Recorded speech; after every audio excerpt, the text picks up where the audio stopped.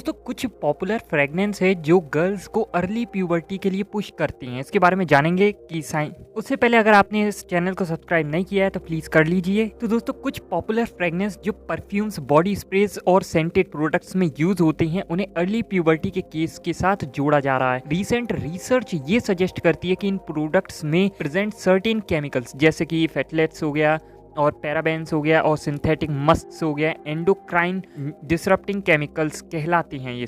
ये chemicals hormonal balance को disrupt करते हैं जो बचपन में प्यूबर्टी के अर्ली ऑनसेट का रीजन बन सकता है। फेटलेट्स और पैराबेन्स जो फ्रेगनेंसेस को लॉन्ग लास्टिंग और स्टेबल बनाने के लिए यूज होते हैं, फीमेल हार्मोन्स जैसे एस्ट्रोजन की एक्टिविटी को मिमिक करते हैं। ये हार्मोन्स के नेचुरल लेवल को चेंज कर सकती हैं जो बॉडी के डेवलपमेंट प्रोसेस को स्पीड अप कर देती हैं। इसका रिजल्ट होता है कि प्यूबर्टी का जल्दी शुरू होना, जैसे ब्रेस्ट डेवलपमेंट या मेंस्ट्रुअल साइकिल का अर्ली ऑनसेट। ये इश्यूज ज़्यादातर अर्बन और सब अर्बन एरियाज में देखे गए हैं जहां young girls frequently scented products का यूज़ करती हैं।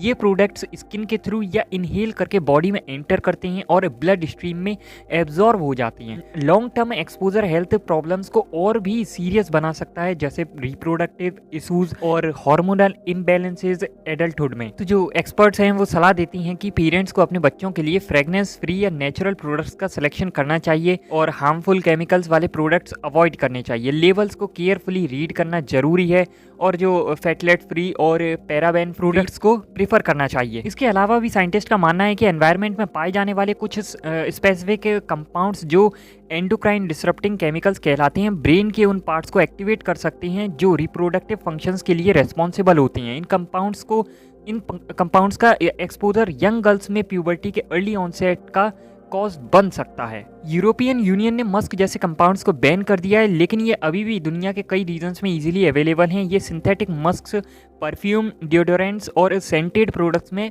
यूज होती हैं और हार्मोनल बैलेंस को डिस्टर्ब करते रहते हैं। तो इसके लिए आपको थोड़ा सजग होना पड़ेगा और ये एस्ट्रोजन हार्मोन की तरह बिहेव करते हैं जो प्यूबर्टी को टाइम से पहले ट्रिगर कर देते हैं। रीसेंट डाटा सजेस्ट करता है कि लड़कियों में मेंस्ट्रुएशन और फिजिकल डेवलपमेंट की एवरेज एज पिछले कुछ सालों में कम हो रही है। पहले इस फेनोमेनन को रेशियल और सोशियो इकोनॉमिक फैक्टर के साथ जोड़ा गया था, लेकिन अब साइंटिस्ट का ऐसा कहना है कि सिर्फ जेनेटिक इस ग्लोबल इशू का एक्सप्लेनेशन नहीं दे सकता।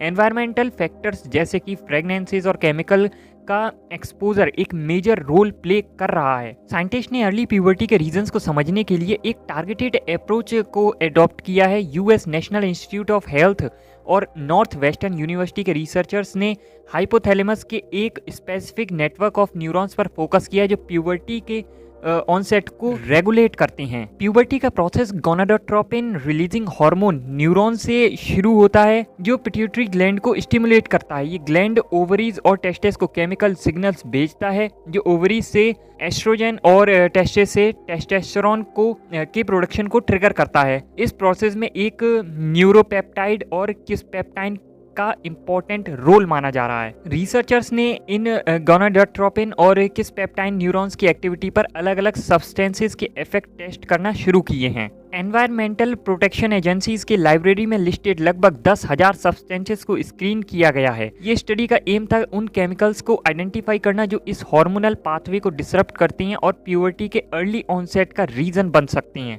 तो ये फाइंडिंग्स प्यूबर्टी और एनवायरमेंटल फैक्टर्स के बीच के कनेक्शन को समझाने में मददगार साबित हो सकती है। केमिकल्स जो हाइपोथैलेमस के न्यूरॉन्स को अफेक्ट करते हैं उन्हें कंट्रोल करना फ्यूचर इंटरवेंशन के लिए जरूरी होगा। मस्क एम्ब्रेट एक synthetic fragrance compound widely cosmetic और परफ्यूम में यूज होता है। ये कंपाउंड किसपेप्टाइन के लिए एक एगोनिस्ट के रूप में सामने आया है। एगोनिस्ट मतलब एक तरह से प्रोटैगनिस्ट, मतलब कि एक ऐसा पदार्थ जो रिसेप्टर्स के संग संयुक्त होने पर शारीरिक प्रतिक्रिया आरंभ करता है और ये प्यूबर्टी के प्रोसेस में एक क्रूशियल न्यूरोपेप्टाइड है। यूरोपियन यूनियन ने इसे 1990 में ही बैन कर दिया था क्योंकि रेट्स पर स्टडीज में इसके न्यूरोटॉक्सिसिटी के इफेक्ट्स को देखा गया था। फिर भी ये इंडिया, चाइना और कई दूसरे कंट्रीज में अब तक अवेलेबल है। मस्क एम्ब्रेट की एक और बड़ी समस्या ये है कि ये एनवायरनमेंट में डिग्रेड होने में रेजिस्टेंस है।